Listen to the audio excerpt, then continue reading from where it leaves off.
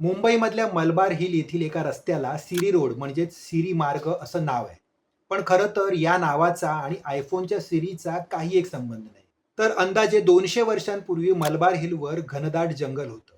तिथे बऱ्याच वन्यजीवांचा, अगदी त्यात वाघाचा देखील वावर असायचा.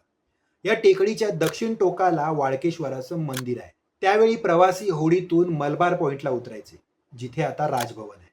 पण ज्यांच्याकडे होडीतून जाण्यासाठी पैसे नसायचे ना, ते लोक जीव मुठीत धरून याच जंगलातून जायचे.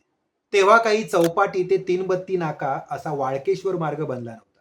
मग हे श्रद्धाळू चौपाटीहून टेकडीचा कडा वर चढून जायचे आणि तिथल्या उतारावरून वाळकेश्वरला पोहोचायचे.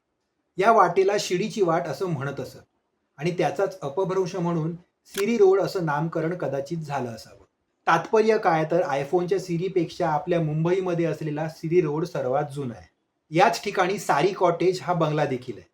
ज्यांच्या पुतळ्याला खडा पारशी म्हटलं जातं ना, त्या करसेटजी माणेकजी यांचा तो बंगला.